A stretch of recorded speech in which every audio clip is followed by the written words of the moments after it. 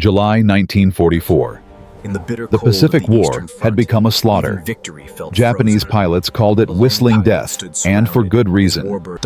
In just 18 months, this single American fighter achieved an 11-to-1 kill ratio. 11 Japanese aircraft destroyed for every Corsair lost. But here's the twist that changed everything. The aircraft that terrorized the Pacific never fought over Europe. German pilots never faced it in combat. Never saw it dive from 20,000 feet at over 500 miles per hour. Never heard the distinctive whistle of its engine that gave the Corsair its terrifying nickname. That is, until one man got exactly 45 minutes to discover why this machine was unstoppable. His name was Werner Lerche, age 27, job title test pilot.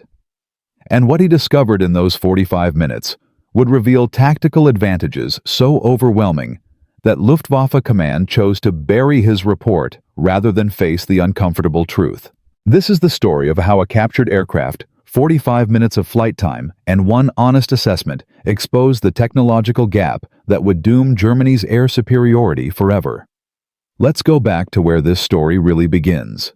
June 1944. The war in Europe had turned decisively against Germany. D-Day had just happened. Allied forces were pushing into France. American bombers darkened European skies daily, protected by swarms of P-51 Mustangs and P-47 Thunderbolts that were systematically destroying Luftwaffe fighter formations. German pilots were dying at an unsustainable rate. In the first 6 months of 1944 alone, the Luftwaffe lost over 2,400 fighter pilots killed or missing. That's 400 pilots per month, 13 per day. The mathematics were brutal and irreversible. But it wasn't just the numbers. It was the type of defeat German pilots were experiencing. American fighters were faster, better armed, had longer range, and most critically, American pilots were using tactics German fighters couldn't counter. Energy fighting, boom and zoom, hit and run. These weren't the swirling dogfights of 1940 over Britain, where German Bf-109s could use their superior turning ability. This was a new kind of air combat, and Germany was losing badly.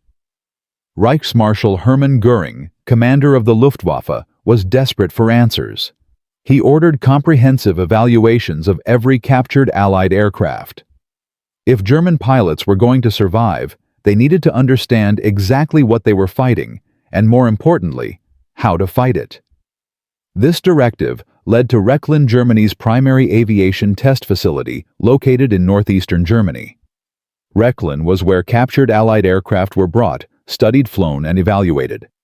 By mid-1944, Rechlin had tested over 40 different Allied aircraft types: Spitfires, Hurricanes, P-38, Lightnings, P-47, Thunderbolts, even a captured B-17 Flying Fortress. Each test produced detailed technical reports distributed throughout the Luftwaffe. These reports were supposed to give German pilots tactical advantages, information about weaknesses they could exploit in combat. But there was one aircraft German intelligence knew about, but had never captured. The Vought F4U Corsair. Intelligence reports from the Pacific described it as devastating. Japanese pilots who survived encounters with Corsairs reported the same pattern. The Corsair would dive from high altitude at incredible speed, make one firing pass, then climb back to altitude before Japanese fighters could react. Japanese Zeros and Oscars, nimble dogfighters that could outturn almost anything, were helpless. They couldn't catch the Corsair in a climb, couldn't match its speed, couldn't force it into a turning fight where Japanese advantages mattered. The result was slaughter. By June 1944, Marine and Navy Corsair squadrons in the Pacific were achieving kill ratios that seemed impossible. Some squadrons reported 15 or 20 kills for every Corsair lost. But these were just reports. Numbers on paper from a distant theater. The Luftwaffe had no Corsair to study. No way to verify the claims. No tactical data German pilots could use. That was about to change because of one British pilot's very bad day. July 18, 1944. Norwegian coast near the port city of Bodo. Lieutenant Matherly of the Royal Navy Fleet Air Arm was flying his F4U Corsair tail number JT-404 on a reconnaissance mission over German-occupied Norway. His carrier, HMS Formidable, was operating in the Norwegian Sea as part of operations against German shipping. The mission was routine. Fly the patrol route, photograph German positions, return to the carrier. But 20 minutes into the flight, Matherly's engine began losing power. Fuel pressure dropping, engine running rough. He had two options: try to make it back to the carrier over open water with a failing engine, or find a place to land immediately. He chose to land. Too risky to ditch in rough seas. Better to find a field and take his chances as a prisoner of war than drown in the Norwegian Sea.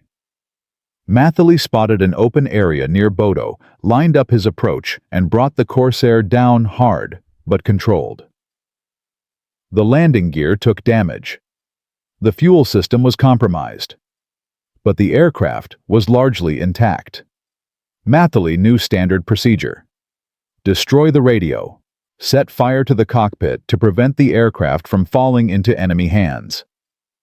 He smashed the radio with his survival axe and was pouring fuel in the cockpit when German Wehrmacht troops arrived. They had seen the landing and responded within minutes. Matherly was captured before he could complete the destruction.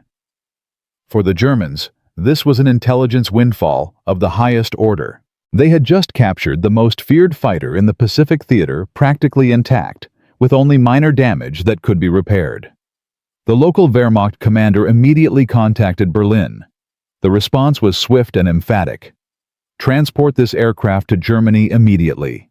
Do whatever is necessary. But there was a problem. The Corsair couldn't fly. The fuel system damage required spare parts the Germans obviously didn't have.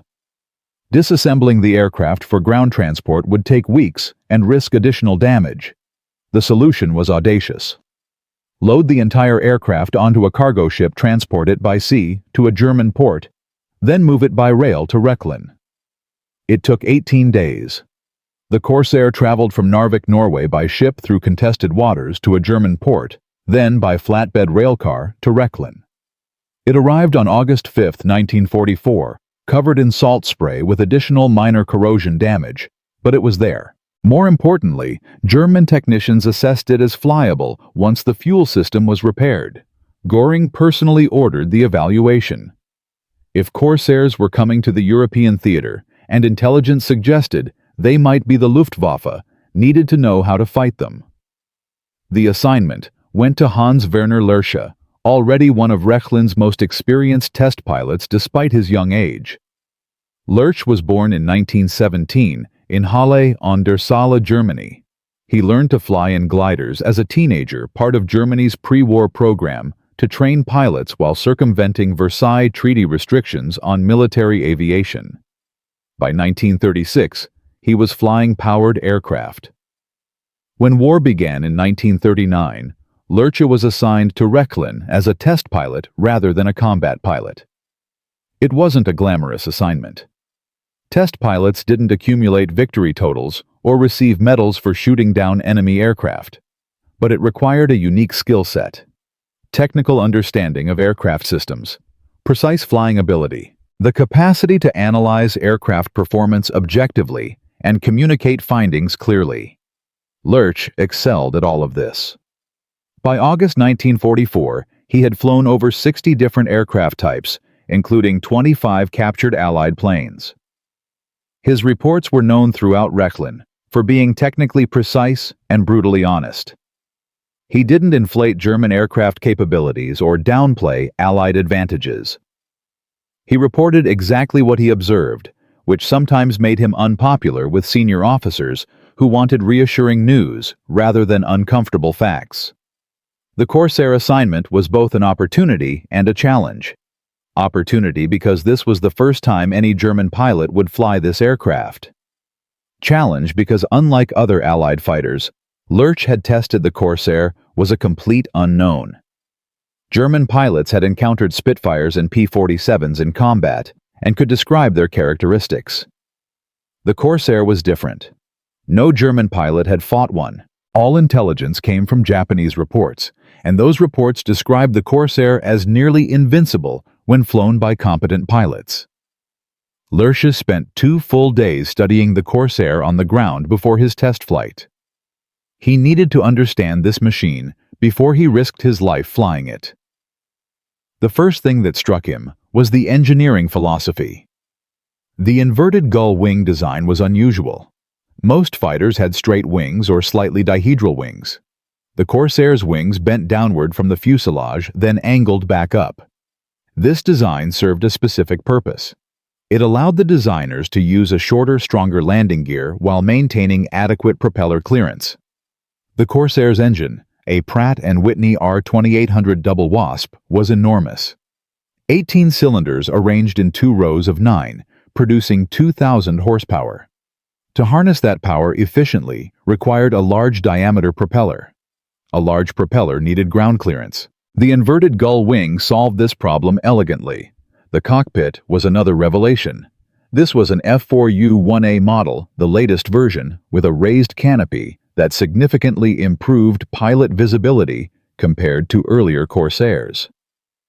Lerche could see this was a response to pilot feedback. The earlier birdcage canopy models had limited visibility. This version fixed that problem. The armament was straightforward but effective. 6 Browning M2 50 caliber machine guns mounted in the wings, 3 per side, with 400 rounds per gun. Total ammunition load, 400 rounds. Lerche calculated the firepower. Each 50 caliber round weighed approximately 45 grams. At 800 rounds per minute per gun, the Corsair could deliver sustained fire that would shred any target. But numbers on paper meant nothing until he flew it. August 8, 1944. Clear skies over Rechlin. Light winds. Perfect conditions for a test flight. Lerche arrived at Hangar 7 at 0600 hours. The ground crew had completed pre-flight checks. Fuel tanks full. All systems operational. Lerche climbed into the cockpit and immediately noticed differences from German fighters. The seat position was higher, giving excellent visibility over the long nose once airborne. The control stick was centered, not offset like the Bf-109. The instrument panel was logically organized and easy to read. He started the engine. The R2800 roared to life with a deep, powerful sound, unlike anything in the German inventory. The Daimler-Benz DB605 engine in a Bf-109G produced 475 horsepower. This engine produced 2,000 horsepower. The entire aircraft vibrated with raw mechanical power. Lerche taxied to the runway and immediately encountered the Corsair's infamous ground handling characteristic. The long nose completely blocked forward visibility. He couldn't see directly ahead. From captured pilot interrogations, Lerche knew the technique. Weave side to side during taxi, using peripheral vision to maintain direction. At the runway threshold, he pushed the throttle forward. The acceleration was violent. The Corsair leaped forward, tail rising almost immediately. At 80 knots indicated airspeed, Lerche pulled back on the stick. The Corsair climbed away from the runway with an authority that stunned him. He had never flown anything that climbed this aggressively. He leveled off at 3,000 meters, approximately 10,000 feet, and began his systematic evaluation. First, test basic handling. Lerche banked left, then right, assessing roll rate and control response. The Corsair responded smoothly, but required noticeably more force on the ailerons than a Focke-Wulf FW-190. At these relatively low speeds, around 200 knots, the controls felt heavy. This matched Japanese intelligence reports. The Corsair was not optimized for low-speed maneuvering combat. Second test acceleration. Lerche pushed the throttle to full power and watched the airspeed indicator climb steadily. 300 knots. 350 knots. 400 knots. The Corsair kept accelerating with no indication of strain. At 420 knots, nearly 485 miles per hour, Lerche pulled the throttle back. For comparison, the FW-190A-8, Germany's primary frontline fighter, had a maximum speed of 408 miles per hour. The Corsair was demonstrably faster, and this was at low altitude, where the FW-190 performed best. But it was the third test that revealed the Corsair's true revolutionary nature. Lerche climbed to 6,000 meters, about 20,000 feet, and began vertical maneuvers. First, a simple zoom climb. Full throttle, pull the nose up sharply, see how high the aircraft could climb on momentum alone. The Corsair shot upward like a rocket. Lerche watched the altimeter spin wildly. 6,500 meters. 7,000 meters. 7,500 meters. The aircraft was still climbing when it finally stalled at 8,200 meters. A 200-meter gain, approximately 4,000 feet, on pure kinetic energy. Lerche tried it again this time, from a dive to build more speed. He rolled inverted, pulled through into a steep dive, accelerated to 450 knots, then pulled hard into a vertical climb. The G-forces crushed him into his seat. His vision narrowed. The Corsair's airframe groaned under the stress, but held together. The altimeter spun faster. 8,000 meters. 8,500 meters. 9,000 meters. Lerche held the climb until the aircraft stalled at 10,400 meters over 34,000 feet. This was the revelation that would define his entire report. The Corsair wasn't designed for traditional turning dogfights. It was designed for vertical combat. Energy fighting. Boom and zoom tactics perfected into an aircraft design philosophy. 45 minutes. That's all the time Werner Lerche needed to understand why the F4U Corsair was obliterating Japanese fighters in the Pacific. The inverted gull wings. The 2,000 horsepower R2800 engine. The ability to climb vertically to 34,000 feet from a high-speed dive. This wasn't just another fighter. This was a revolution in aerial combat design. But discovering the truth was one thing. Getting the Luftwaffe command to accept that truth was something entirely different. Because what Lerche found in those 45 minutes would expose a gap so catastrophic that admitting it meant acknowledging Germany had already lost the technological war. And the men in power would rather bury the evidence than face that reality. This is how one honest report became too dangerous to share. Lerche continued his evaluation, pushing the Corsair through maneuvers no German fighter could replicate. He understood now what made this aircraft so lethal. It wasn't designed to turn with Zeros or Messerschmitts. It was built to impose its own rules on every engagement. Energy supremacy. Vertical dominance. The pilot who flew the Corsair correctly never had to accept an unfavorable fight. He simply refused the engagement, climbed away, and reset on his own terms. Lerche tested this theory with a simulated combat scenario. He set up an attack run, diving from 7,000 meters to 4,000 meters at maximum speed. The Corsair accelerated past 500 knots over 575 miles per hour. The airframe shuddered violently, but remained controllable. At 4,000 meters, Lerche pulled back hard on the stick. The G-forces crushed him into his seat. 6 Gs, maybe more. His vision tunneled to a narrow gray circle, but the Corsair pulled through the maneuver cleanly. Then came the critical part. The climb. Full throttle. Optimal climb speed of 130 knots.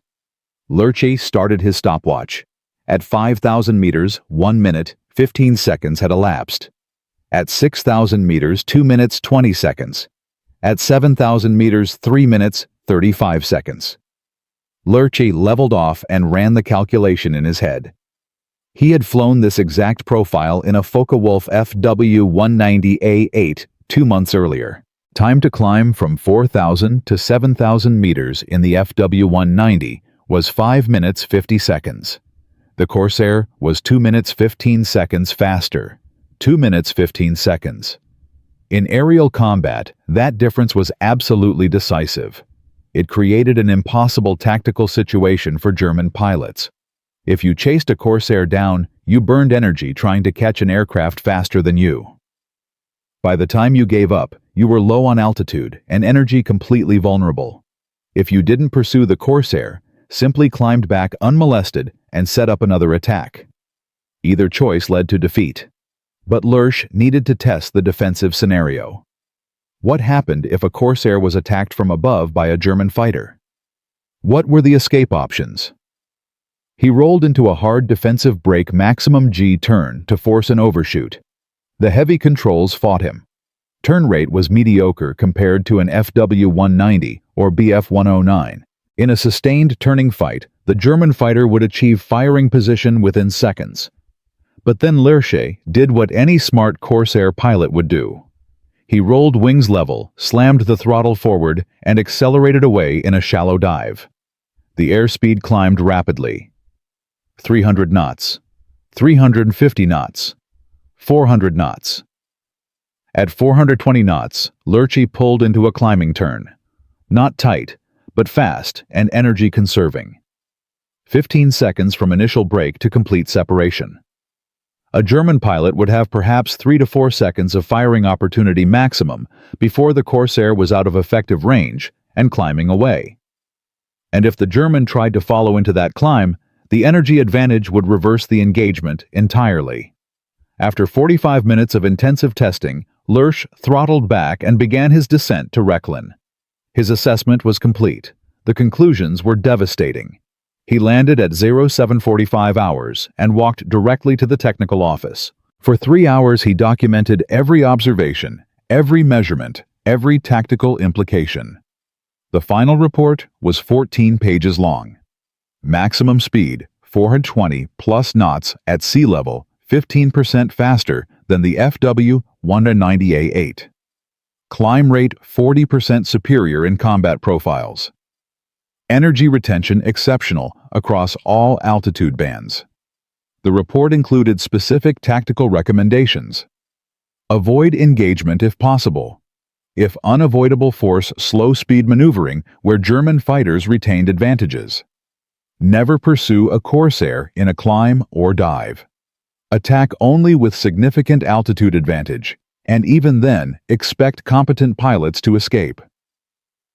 The primary conclusion was blunt and unambiguous. The F4U Corsair is superior to all current German fighter aircraft in energy fighting regimes. If deployed to Europe in significant numbers, it will pose a severe threat to Luftwaffe operations. Lerche signed the report and submitted it through official channels. He knew what would happen next. 3 days later, Lerche received orders to report to Berlin. The summons came from the General Stab, the General Staff. The meeting room was austere. Gray walls, a long table, no windows. 3 officers were waiting. A general major whose name Lerche never learned, a technical specialist from the RLM Reich Air Ministry, and a political officer from the SS Liaison Office.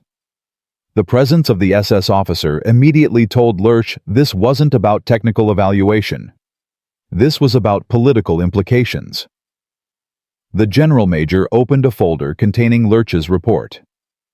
Oberleutnant Lerche, we've reviewed your assessment of the captured American fighter. His tone was neutral, carefully controlled. Your technical observations are noted. However, we have concerns about several conclusions. Lerche remained at attention. Yes, sir. You state the Corsair is superior to our frontline fighters. That's a significant claim. It's an accurate assessment based on flight testing, sir. The technical specialist leaned forward. You had only 45 minutes of flight time. That's hardly comprehensive. 45 minutes was sufficient to evaluate performance parameters and tactical implications, sir. The data is conclusive. Is it? The general major's voice had an edge now. You're aware your assessment contradicts intelligence reports from the Pacific Theater. This was the trap. Lerche understood immediately. Sir, Japanese reports confirm the Corsair's superiority. Their pilots describe the same tactical patterns I observed. The SS officer spoke for the first time. His voice was quiet, dangerous. Japanese reports also indicate their pilots are poorly trained and flying inferior aircraft. Are you suggesting German pilots would fare no better? The question was loaded. Answer yes, and you're accused of defeatism. Answer no, and your entire report is invalidated. Lerche chose precision over politics. I'm reporting observed performance data, sir. The Corsair demonstrates measurable advantages in speed climb rate and energy retention. These advantages create tactical situations German pilots cannot counter using current doctrine. Current doctrine. The general major repeated the word slowly. You're suggesting our tactical doctrine is inadequate.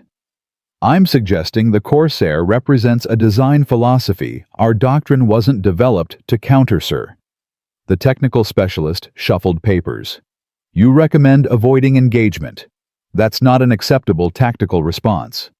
It's the only response that doesn't result in unacceptable losses, sir. The room went silent. The SS officer made a note in his folder. Finally, the general major spoke. Your technical observations will be included in our intelligence database. However, your tactical conclusions are premature. The Corsair is a naval aircraft. It operates from carriers. It will not be deployed to the European theater in significant numbers. Your report will be classified and distributed on a need-to-know basis only. Lerche understood. The report was being buried. But Lerche had one unexpected ally.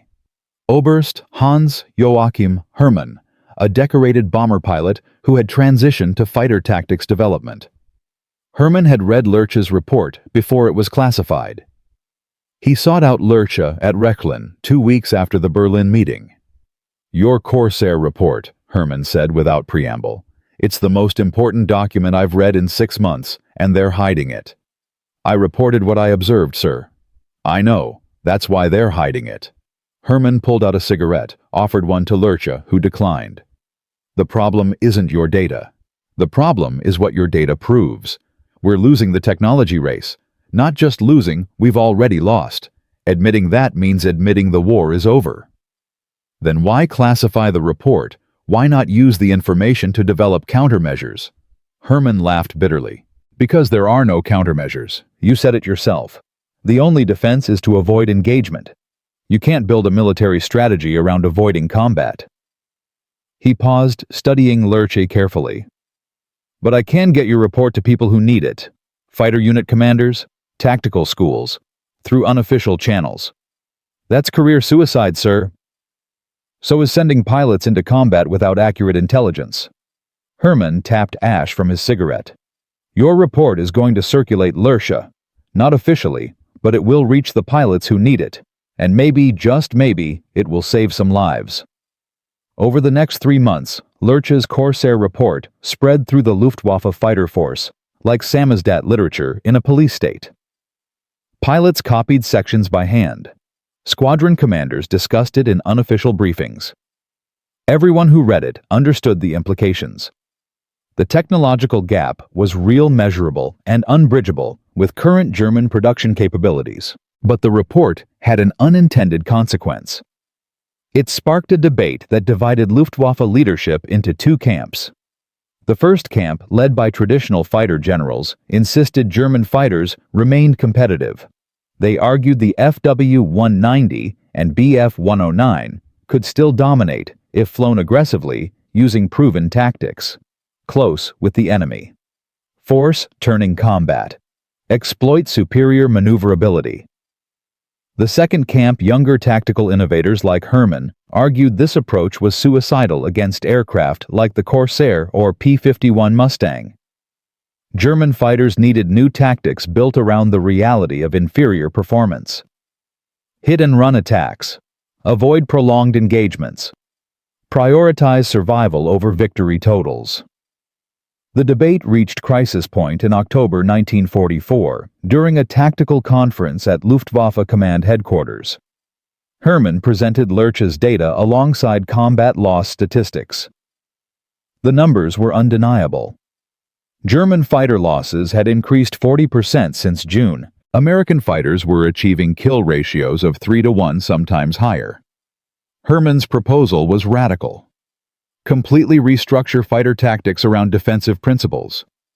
Abandon offensive fighter sweeps. Focus on bomber interception using carefully planned attack profiles that minimized exposure to escort fighters. Retreat immediately after attacks rather than trying to pursue damaged bombers. The traditional camp erupted. "You're proposing we run from combat," one general major shouted. "I'm proposing we survive combat," Herman replied. "Dead pilots shoot down nothing. This is defeatism. This is mathematics. We're losing 150 pilots per week. At this rate, we'll have no experienced fighter force by March 1945. Your aggressive tactics are destroying the Luftwaffe faster than Allied guns." The conference ended without resolution, but the seed was planted. Some units began implementing Herman's survival-focused tactics quietly without official authorization. Then came the event that validated everything in Lerche's report. November 2, 1944. A formation of American P-51 Mustangs encountered German fighters over Bavaria. The engagement lasted 11 minutes. Results: 8 German fighters shot down, 2 damaged. 0 American losses. The tactical pattern was exactly what Lerche had described in his Corsair report. The P-51s, like the Corsair, used energy fighting. They dove on German formations from altitude, made high-speed attack passes, then climbed back to safety before German fighters could respond effectively. When German pilots tried to pursue the P-51s, simply extended away at speeds German fighters couldn't match. When German fighters tried to force turning combat, the Mustangs refused the engagement. The after-action reports from surviving German pilots could have been copied directly from Lerche's Corsair assessment. Enemy aircraft demonstrated superior speed and climb rate. Attempts to close range were unsuccessful. Recommended tactic: evasive maneuver and disengage. But by November 1944, it was far too late for recommendations. The Luftwaffe had lost air superiority over Germany. American and British fighters roamed freely, strafing airfields, destroying aircraft on the ground, massacring German fighters that attempted to intercept bomber formations. The technological gap Lerche had documented in his Corsair report had become operational reality across all fighter types. And the Luftwaffe Command's decision to bury that report, rather than confront its implications, had cost hundreds, perhaps thousands of German pilots their lives. In December 1944, Lerche received an unusual visitor at Rechlin. An American P-51 Mustang had been captured after an emergency landing. Lerche was ordered to evaluate it. The irony was bitter. He would now document the same energy-fighting advantages in another American fighter, write another report warning about tactical implications, and watch that report disappear into classified archives while pilots continued dying from ignorance of the very information they needed most. But this time, Lerche did something different. Before submitting his official report, he made copies. Detailed technical copies with all performance data and tactical recommendations. He gave these copies to Oberst Hermann with explicit instructions. "Get this to every fighter unit in the Luftwaffe. I don't care if it's official or not. They need this information." Hermann took the copies. This could result in court-martial. So could knowingly sending pilots into combat without accurate intelligence, Lerche replied, throwing Hermann's own words back at him. "The war is already lost. The least we can do is help our pilots survive it." The P-51 report circulated even more widely than the Corsair assessment. By January 1945, virtually every German fighter pilot had read it or heard its contents. The tactical recommendations became unofficial doctrine in units commanded by younger officers willing to ignore outdated official guidance. And the casualty rates in those units dropped measurably. Not enough to change the outcome of the war, but enough to save individual lives. But the story doesn't end there. Because while Lerche's reports were helping German pilots survive, they were also reaching another audience entirely. Allied intelligence had obtained copies through interrogation of captured German pilots. American and British tactical analysts studied Lerche's assessments with intense interest, not because they revealed Allied weaknesses, but because they confirmed Allied strengths with German objectivity. One USAAF tactical analyst wrote in a classified memo, "German test pilot assessment validates our energy fighting doctrine completely. Enemy acknowledges they have no effective countermeasure. Recommend continued emphasis on boom and zoom tactics and vertical maneuvers. Avoid prolonged turning engagements, even though our aircraft now have superior turn performance. Don't give them the fight they want. The supreme irony. Lerche's report, buried by German command to hide uncomfortable truths, had become a training document for Allied pilots on how to exploit their advantages. The Corsair continued its devastating performance in the Pacific. By war's end, it would achieve an 11-to-1 kill ratio. The exact ratio Lerche had predicted, based on his 45-minute evaluation, was mathematically inevitable, given the aircraft's performance advantages and the tactical patterns. Lerche described boom and zoom attacks, refusal to engage in unfavorable circumstances, use of superior speed to control engagement terms became standard doctrine for Navy and Marine Corsair squadrons. German command had one final chance to use Lerche's intelligence. In January 1945, as the war entered its final months, there were discussions about developing new jet fighters that could compete with Allied piston engine fighters through sheer speed advantage. The Me-262 jet fighter was already operational in limited numbers. If Germany could produce enough jets, perhaps the performance gap could be closed. But the Me-262 program was plagued by Hitler's interference. He insisted the jets be configured as bombers rather than fighters. By the time this decision was reversed, it was too late. Germany lacked the fuel, the pilots, and the production capacity to field jets in meaningful numbers. And even if they had, Lerche's Corsair report contained a troubling footnote. Intelligence reports indicate Americans are developing jet fighters. If Allied jets incorporate the same energy fighting advantages as the Corsair and Mustang, with additional speed from jet propulsion, German jet fighters will face the same tactical disadvantages our current fighters face against Allied piston aircraft.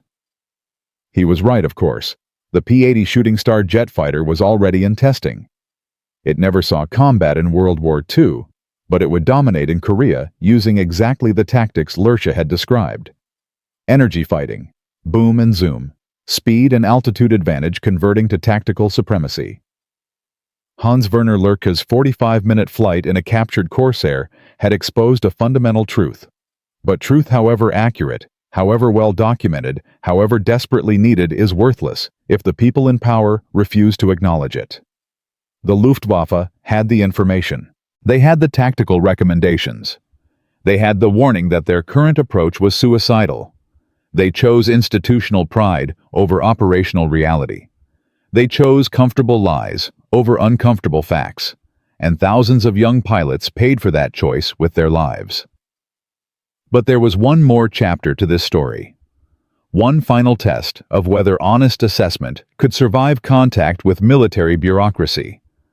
And that test would come not from enemy fighters, but from Germany's own deteriorating situation as the Reich collapsed.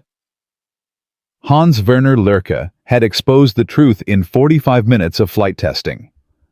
The F4U Corsair was superior to every German fighter in energy combat. His report documented performance advantages so overwhelming that conventional tactics were obsolete. But the Luftwaffe command buried his findings, classified them, hid them from the pilots who needed that information most. Then something unexpected happened. Copies of Lerche's report began circulating through unofficial channels. Fighter pilots shared it. Squadron commanders discussed it. And slowly, painfully, the Luftwaffe began adapting to a reality their leadership refused to acknowledge. But by early 1945, the truth about Allied fighter superiority was spreading far beyond classified reports, and the consequences were about to become catastrophically visible. January 1945. Allied intelligence obtained copies of Lerche's Corsair assessment through interrogation of captured German pilots. American tactical analysts studied the document with fascination, not because it revealed weaknesses in Allied aircraft, but because it confirmed their tactical doctrine with brutal German objectivity. One USAAF intelligence officer wrote, "Enemy test pilot validates our energy fighting principles completely. His recommendations to German pilots: avoid engagement if possible. Never pursue in climbs. Force slow-speed maneuvering. Only prove our Mustangs and Thunderbolts are tactically dominant. More significantly, enemy acknowledges no effective countermeasure exists. The report was distributed to American fighter groups across Europe with a simple directive: continue current tactics, maintain altitude advantage, use speed to dictate engagement terms, refuse turning combat even when you have superior turn performance. Don't give them the fight they want. The result was predictable and devastating. In January 1945, the Luftwaffe lost 367 fighter pilots killed or missing. In February, 423. In March, 512. The hemorrhaging was unsustainable. German fighter units that had taken months to train were being destroyed in weeks. Replacement pilots with 20 hours of flight training were being shot down on their first or second missions. The Americans called these inexperienced German pilots November pilots, referring to the phonetic alphabet designation for new pilots. Life expectancy for a November pilot in early 1945 was measured in days, sometimes hours. And the tactical advantage documented in Lerche's report was a primary factor. American fighters simply refused to engage on German terms. They stayed fast, stayed high, and picked their attacks carefully. When German fighters tried to intercept bomber formations, American escorts dove from above at speeds German aircraft couldn't match, made high-speed firing passes, then climbed away before German pilots could react. The few German pilots who survived these encounters described the same helpless frustration. We saw them coming. We knew what they would do, but we couldn't stop them. They were too fast. By the time we turned to engage, they were already climbing away, setting up another attack. But the Corsair itself was also becoming a problem in an unexpected theater. Pacific Fleet Marine and Navy squadrons had pushed the 11-to-1 kill ratio even higher. By January 1945, some Corsair squadrons reported 20 Japanese aircraft destroyed for every Corsair lost. Japanese pilots called emergency conferences trying to develop countermeasures. The discussions were desperate and futile. One surviving Japanese fighter commander's report from February 1945 outlined the problem with stark clarity. American Corsair cannot be defeated using conventional tactics. Aircraft is too fast, too powerful, climbs too well. Our Zeros can outturn the Corsair, but cannot force turning combat. Enemy refuses all unfavorable engagements. Recommended tactic attack only when Corsair is at severe disadvantage, such as takeoff or landing. Otherwise, avoid contact. But avoiding contact wasn't an option. American carriers were operating close to Japanese home islands. Corsairs were flying combat air patrol over invasion forces' ground support missions and offensive fighter sweeps deep into Japanese-controlled territory. Japanese fighters had to engage. And they kept dying. The Imperial Japanese Navy lost over 800 fighter aircraft in the first 3 months of 1945. Pilot losses were even worse because Japan, like Germany, couldn't replace experienced pilots fast enough. By March 1945, the average Japanese fighter pilot had less flight training than his American opponent had logged in the previous month alone. Lerche's assessment had predicted this exact scenario. Superior performance creating tactical domination. Tactical domination creating unsustainable attrition. Attrition destroying institutional knowledge faster than training could replace it. The death spiral was mathematical and inevitable. But Lerche's work at Rechlin was about to face a different kind of crisis. By February 1945, Soviet forces were pushing toward Berlin from the east. American and British forces were crossing the Rhine from the west. Germany was being crushed between two advancing armies. Rechlin, located in northeastern Germany, was directly in the path of the Soviet advance. Luftwaffe command ordered the facility evacuated. Priority aircraft, including several captured Allied fighters, were to be flown to air bases in southern Germany, away from the Soviet advance. Non-flyable aircraft were to be destroyed. Documents and technical reports were to be packed and transported by truck convoy. Lerche received orders to fly the captured P-51 Mustang to an airbase near Munich. The Corsair, still at Rechlin, was to be destroyed. Too difficult to transport by ground, too valuable to let the Soviets capture intact. Lerche argued against destroying the Corsair. The aircraft was a priceless intelligence asset. It should be preserved for post-war study. His objections were overruled. On February 18, 1945, German engineers placed demolition charges in the Corsair's cockpit and engine bay. The aircraft that had revealed so much about the future of fighter combat was blown apart. Only scattered wreckage remained. Lerche watched from across the airfield as smoke rose from Hangar 7. The symbolism wasn't lost on him. Germany was destroying evidence of its own technological inferiority rather than preserving it for future learning. Even in defeat, institutional pride trumped honest assessment. 3 days later, Lerche flew the P-51 Mustang southwest toward Munich. It would be one of his last flights as a Luftwaffe test pilot. The war had less than 3 months remaining. But while Lerche's war was ending, the Corsair's combat record was reaching its peak. March 1945, the Battle of Okinawa. American forces launched the largest amphibious assault of the Pacific War. Okinawa was 350 miles from the Japanese home islands. Its capture would provide air bases for the planned invasion of Japan. Japanese command knew this. They threw everything into defending Okinawa, including kamikaze attacks on an unprecedented scale. Over 1,900 kamikaze missions were launched against American ships off Okinawa between March and June 1945. The suicide attacks were devastatingly effective.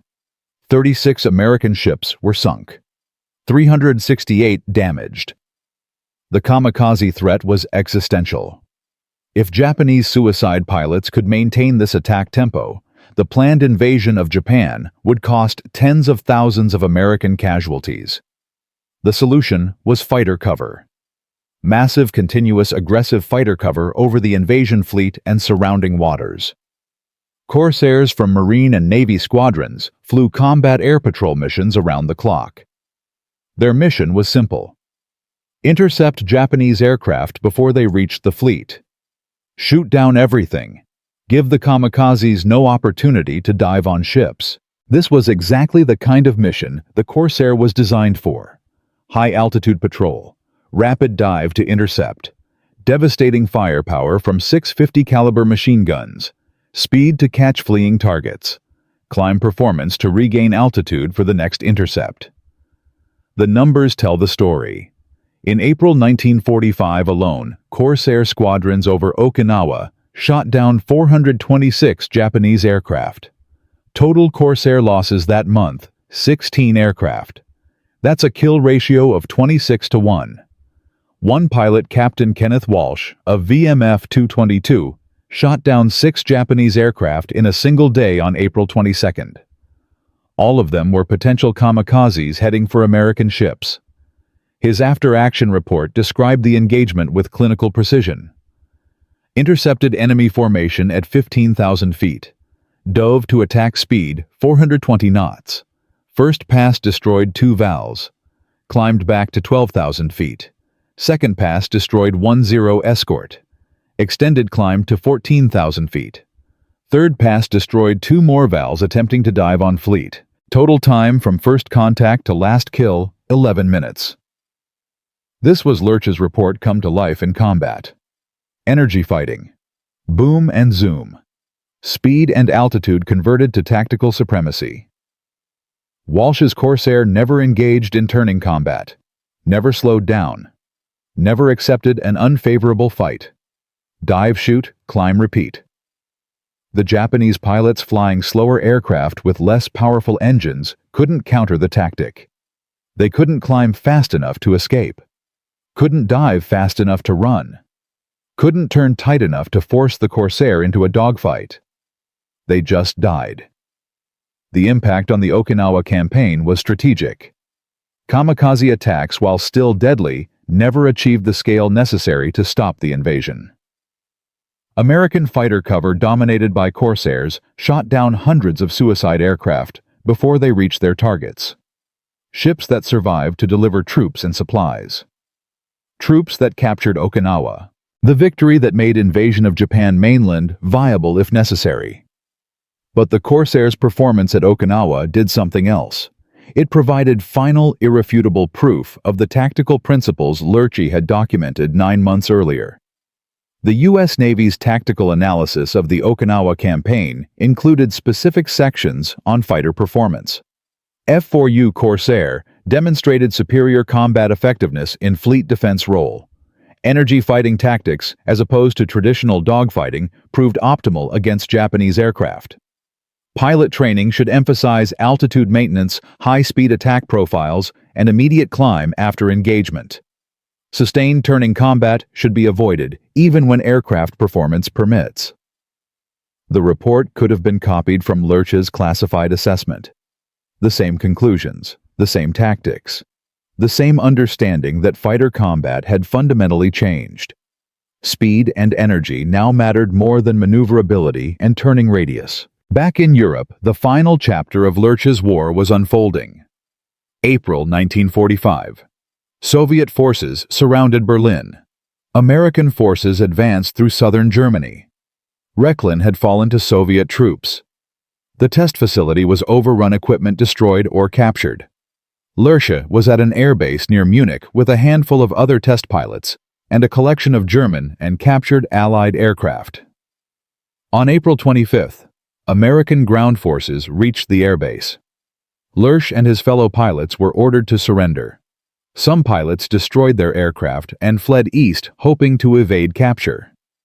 Lerche made a different choice. He walked out to meet the American soldiers with his hands raised and his identification papers ready.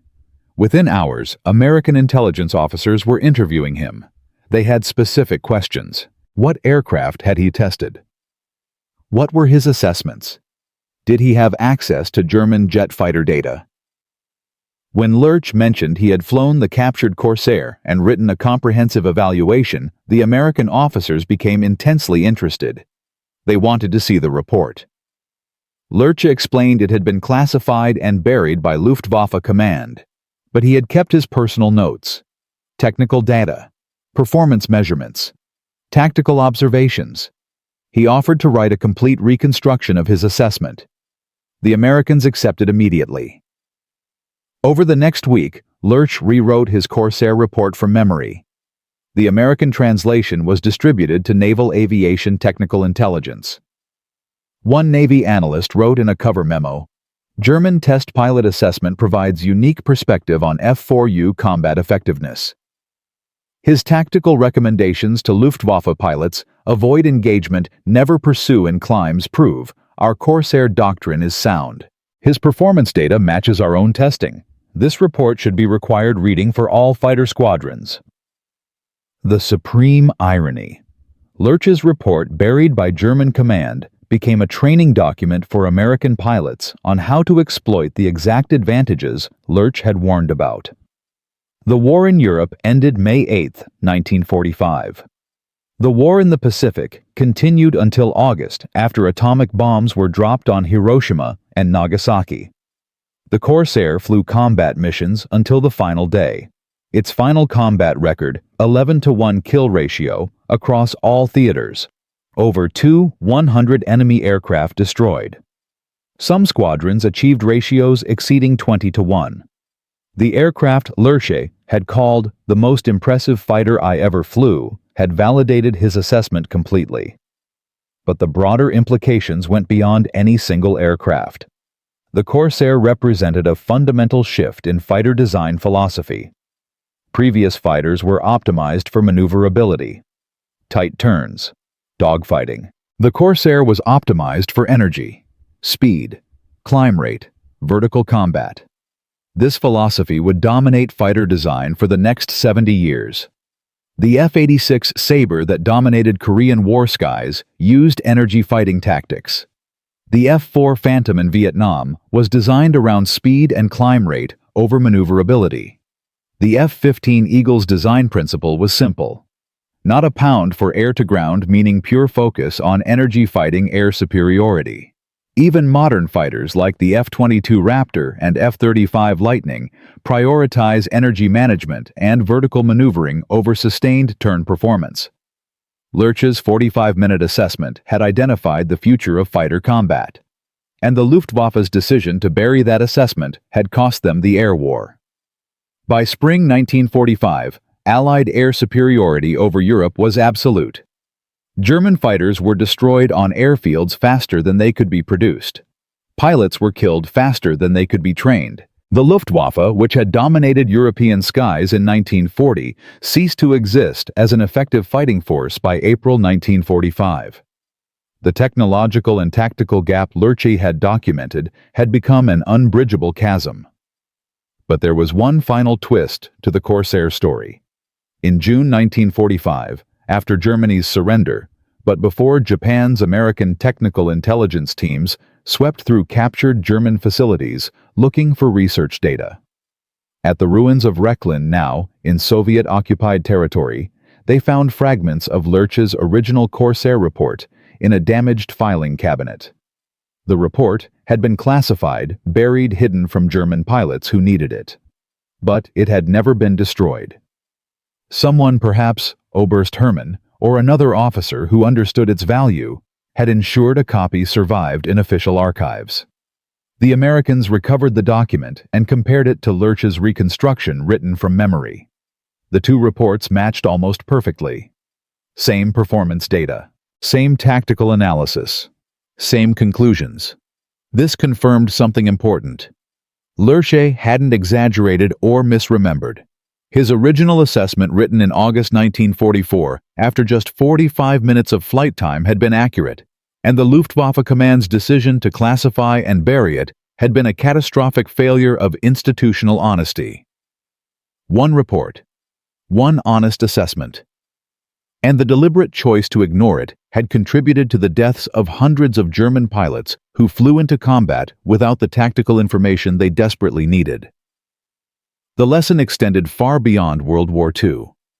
In any organization, military or otherwise, the willingness to hear uncomfortable truths determines survival. The Luftwaffe heard the truth from Lerche. They classified it, buried it, and died from ignorance they had chosen. The Americans heard the same truth from their own test pilots. They embraced it, trained to it, and dominated the skies. Same information, different institutional responses. Opposite outcomes. And now, 70 years later, one question remained. What happened to Werner Lerche? The man who told the truth that no one wanted to hear. From a 27-year-old test pilot with just 45 minutes of flight time in a captured aircraft, to a report that exposed the technological gap ending Germany's air superiority. Werner Lerche discovered why the F4U Corsair was unstoppable. He documented performance advantages so overwhelming that conventional tactics were obsolete. He warned the Luftwaffe command with brutal honesty, and they buried his report rather than face uncomfortable truth. But while institutions chose denial over adaptation, Lerche's assessment spread through unofficial channels, validated Allied tactics, and ultimately proved accurate in every detail. The Corsair achieved its predicted 11-to-1 kill ratio. American fighters dominated European and Pacific skies using exactly the energy fighting principles Lerche had identified. And now, as the war ended, one question remained. What happened to the man who told the truth no one wanted to hear? Because this story has one final twist that reveals something profound about courage, honesty, and the price of being right too early. May 1945. Germany surrendered. The Third Reich collapsed. Werner Lerche stood in an American POW processing center near Munich, waiting to be interrogated. He had surrendered voluntarily, walking out to meet American soldiers with his identification papers and technical documents. Within days, American intelligence officers discovered they had captured one of Germany's most experienced test pilots.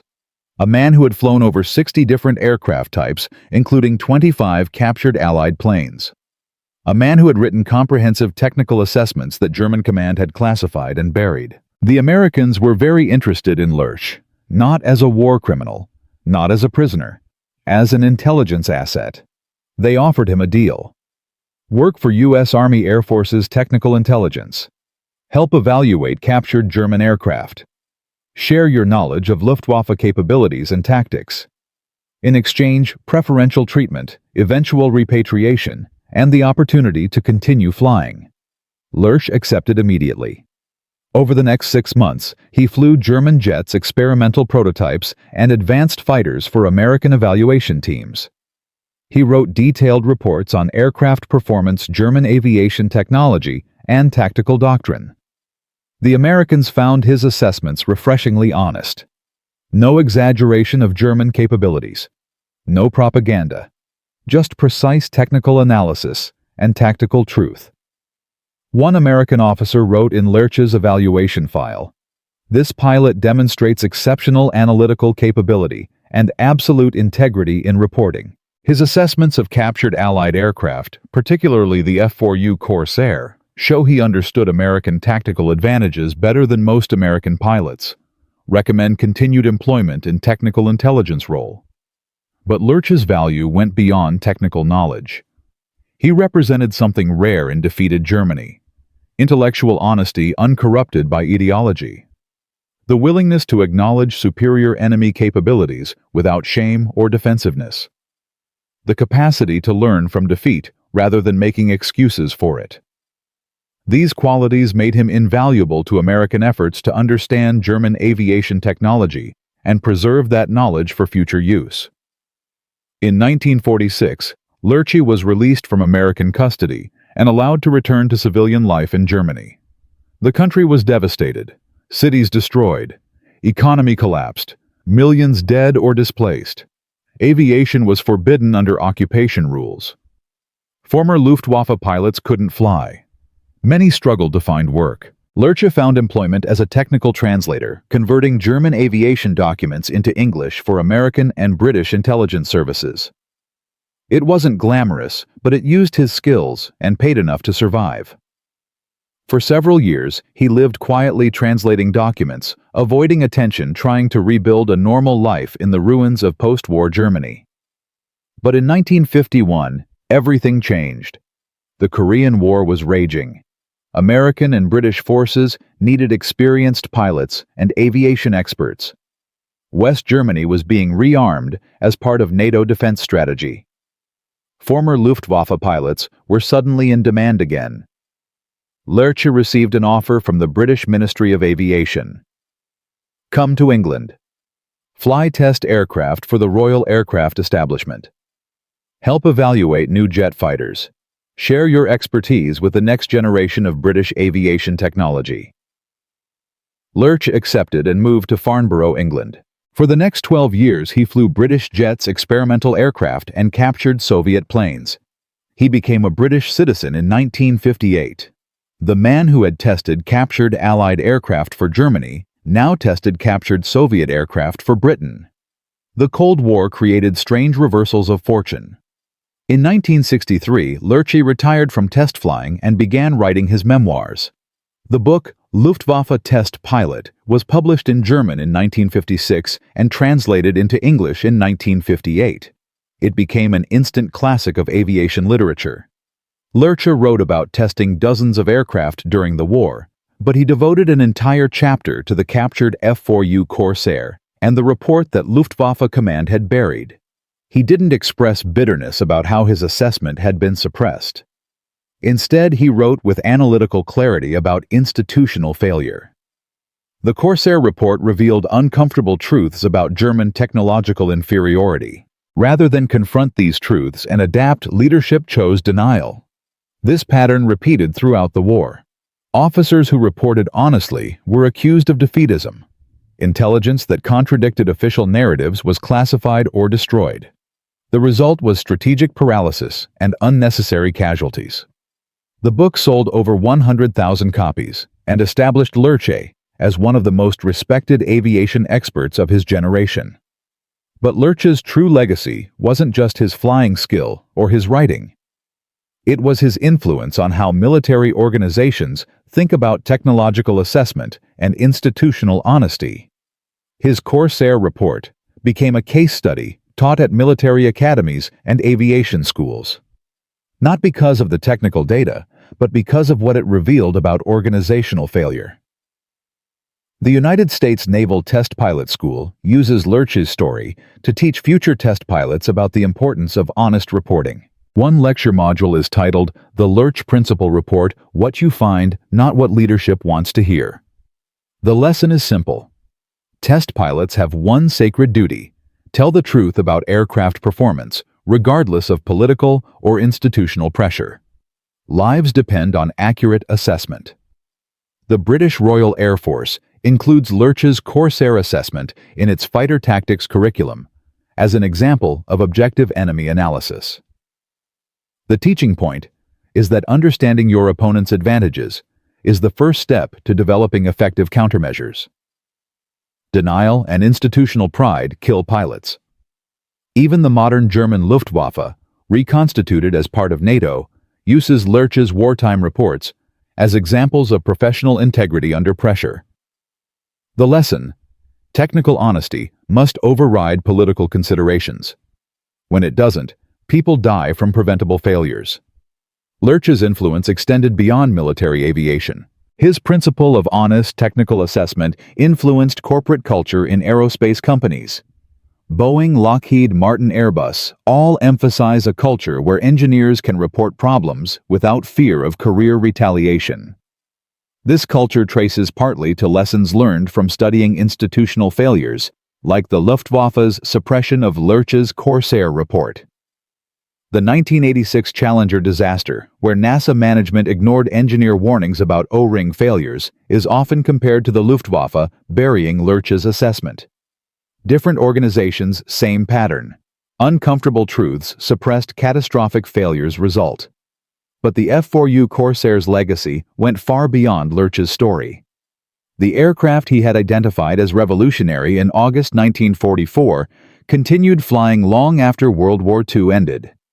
The Corsair saw combat in Korea from 1950 to 1953, where it excelled in ground attack and close air support roles. Marine squadrons flying Corsairs in Korea maintained the aircraft's reputation for ruggedness and effectiveness. The French used Corsairs in the First Indochina War and the 1956 Suez Crisis. The aircraft proved adaptable to colonial warfare and limited conflicts. Even more remarkably, the Corsair remained in active military service until 1965, 20 years after World War II ended. The final combat Corsairs were flown by El Salvador and Honduras during the 1969 Football War, making it one of the longest-serving fighter aircraft in history. Total production: 12,571 aircraft, built between 1942 and 1953. Total combat record across all operators and conflicts estimated 15-to-1 kill ratio. Over 3,000 enemy aircraft destroyed in air-to-air combat. Countless ground targets destroyed in attack missions. The aircraft Lerche had evaluated in 45 minutes went on to serve in 7 major conflicts across 3 continents over 23 years. But the Corsair's most important legacy was philosophical. It proved that energy fighting, the tactical doctrine Lerche had identified in his report, was the future of fighter combat. Every successful fighter aircraft since 1945 has emphasized speed, climb rate, and energy retention over pure maneuverability. The F-86 Sabre that dominated Korean War skies achieved success through boom and zoom tactics. The F-4 Phantom, despite lacking an internal gun in early models, was designed around speed and vertical performance. The F-15 Eagle's famous design motto, "Not a pound for air to ground," meant pure focus on energy-fighting air superiority. Even modern fifth-generation fighters, like the F-22 Raptor and F-35 Lightning, incorporate stealth and advanced avionics, but their core tactical doctrine remains energy fighting. Maintain speed, control altitude, use superior power to dictate engagement terms. This is Lerche's Corsair assessment, translated into 21st century technology. The lessons from Lerche's story extend far beyond aviation. They touch on fundamental questions about innovation, institutional culture, and the courage to speak truth to power. First, breakthrough innovation often comes from unexpected sources. Lerche wasn't a combat pilot with hundreds of missions. He was a test pilot whose job was precise technical analysis. But his outsider perspective allowed him to see what combat pilots might have missed. The Corsair wasn't just a better fighter. It represented a completely different philosophy of air combat. Organizations that listen to analytical voices alongside operational voices make better decisions. Second, institutional resistance to uncomfortable truth is a universal human problem. The Luftwaffe command buried Lerche's report not because it was inaccurate, but because it was too accurate. Acknowledging Allied technological superiority meant acknowledging the war was lost. Every organization faces this temptation. Suppress bad news. Shoot the messenger. Maintain comforting illusions. The cost is always catastrophic. Third, individual integrity matters even in massive institutional failures. Lerche could have written a politically acceptable report that downplayed the Corsair's advantages. He would have been promoted and avoided controversy. Instead, he told the truth and accepted the consequences. That choice saved lives. The fighter pilots who read his report and adapted their tactics survived because one man chose honesty over career advancement. Fourth, timing matters in innovation and truth-telling. Lerche's report was accurate in August 1944, but by then, Germany had already lost the air war. Earlier assessment might have led to different tactical doctrine or accelerated German jet fighter development. Sometimes being right too late is the same as being wrong. Organizations must create systems that surface uncomfortable truths early when adaptation is still possible. Throughout his post-war life, Lerche remained modest about his wartime contributions. He never claimed his Corsair report changed anything. In interviews, he emphasized that his assessment simply documented what experienced combat pilots already knew. American pilots understood their aircraft's advantages. Japanese pilots understood their vulnerabilities. Lerche just put numbers and technical analysis to common knowledge. But this modesty obscured the real achievement.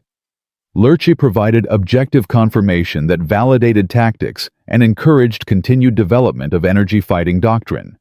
His report, written from the perspective of a defeated enemy, carried credibility that American self-assessment couldn't match.